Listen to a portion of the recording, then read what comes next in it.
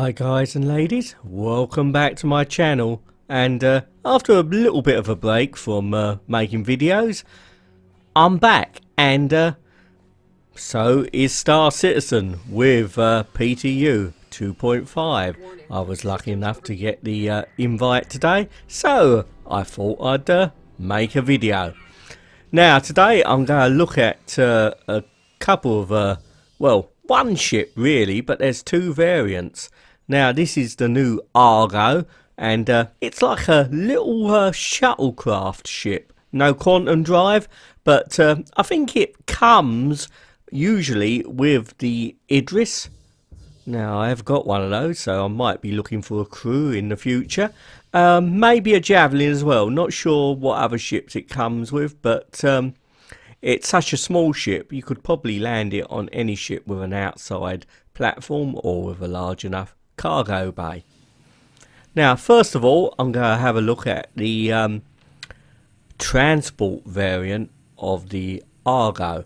But first, what other changes has there been in 2.5? And bearing in mind that the point of being invited to the PTU isn't really to make videos, it's to, well, look for bugs and report them to the issue council, so everyone else then can get 2.5 quicker. So along with the Argo being the new flyable ship, the Reliant core is also flyable. And there's also a new landing system, which is very good. We'll look at that a little bit later. And also a new base, which I'm yet to find, but it's situated somewhere in Yellow.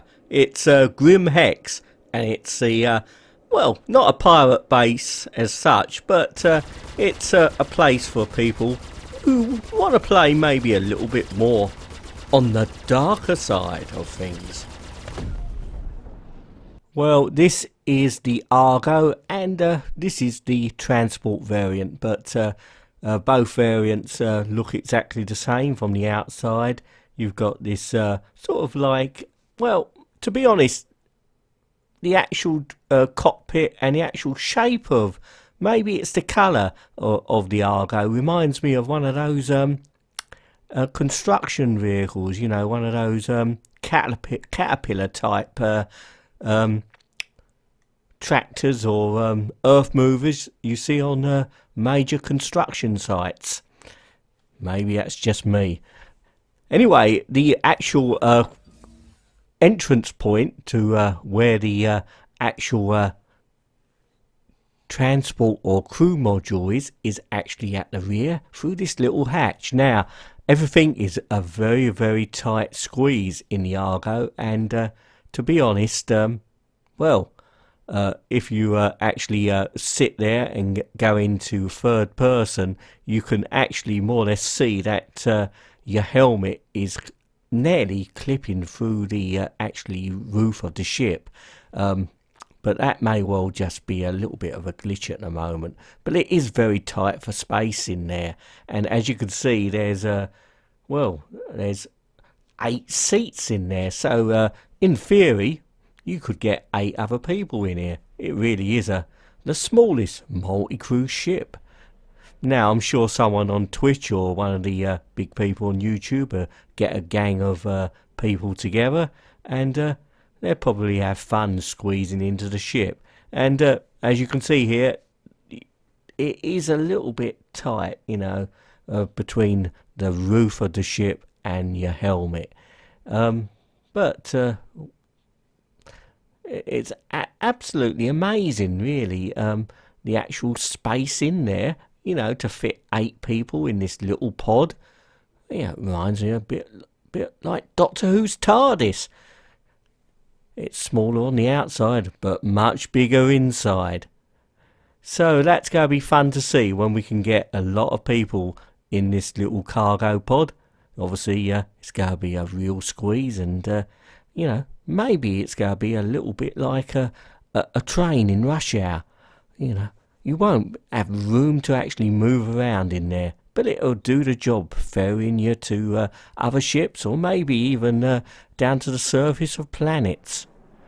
So as we get into the very tiny cockpit. One thing to remember about the Argo is that it's a purely a shuttlecraft type vehicle. There's no quantum drive and there's no weapons. Now the HUD in the Argo is, well, very usable. Obviously all these HUDs are still work in progress. Visibility is quite nice, to be honest.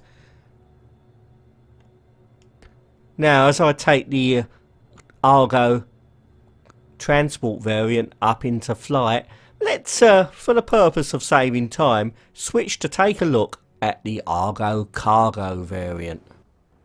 Well, here we are with the Argo Cargo variant, and the first thing you'll notice is that this cargo variant has a little round door at the front of the cargo compartment, and in fact there's one the other side as well, and you can get in there and sit at one of the seats inside. There's only one seat in this one because the other space is for cargo.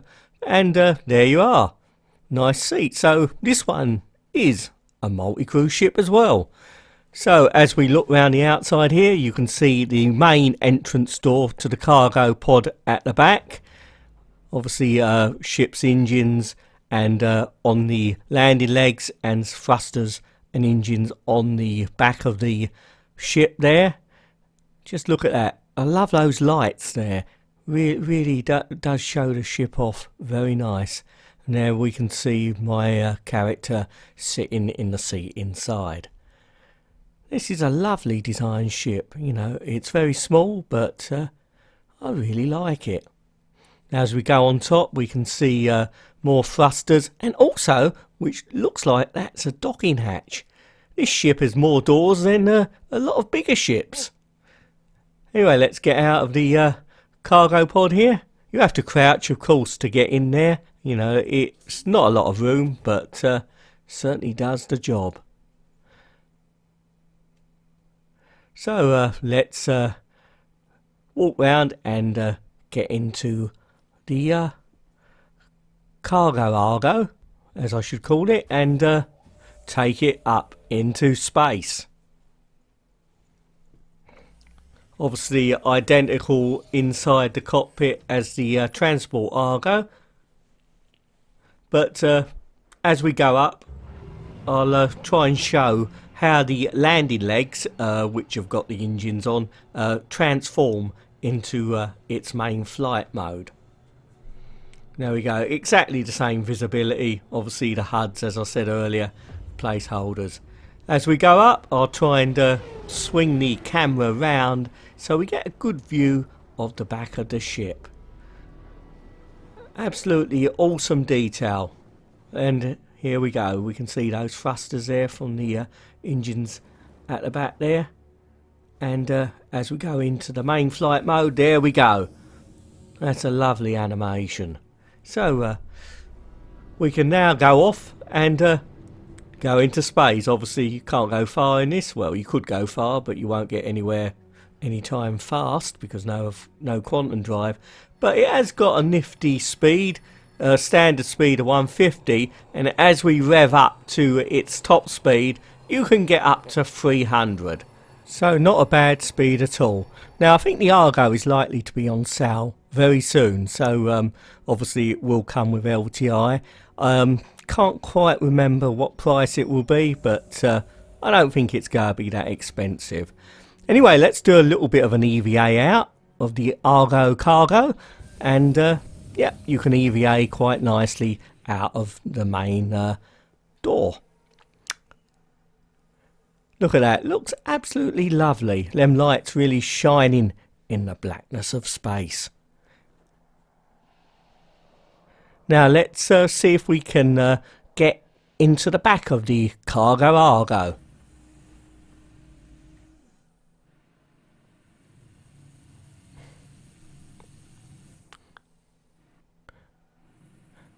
Now as we go in flawlessly, and obviously the Cargo Argo has its own little localised physics grid.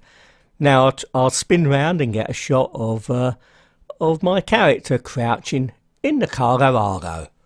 And there we go.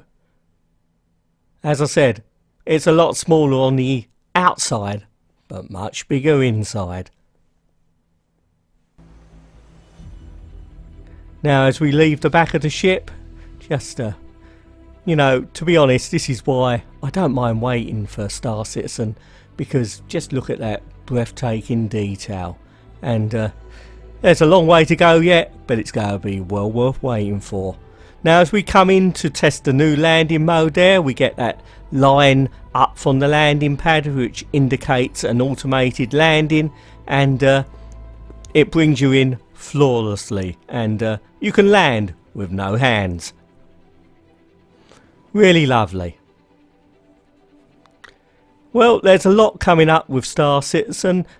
Next week is Gamescom, so there'll be obviously some live streams from there and a main event which they're streaming. So hopefully there'll be some very interesting things to see. And beyond that, 2.6 with Star Marine, and then later on in the year, 2.7 with some planetary landings hopefully. Well, thank you very much for watching. Hope you enjoyed the video. Please don't forget to like, and if you'd like, please subscribe. And I'll try and do another video very soon. Bye for now.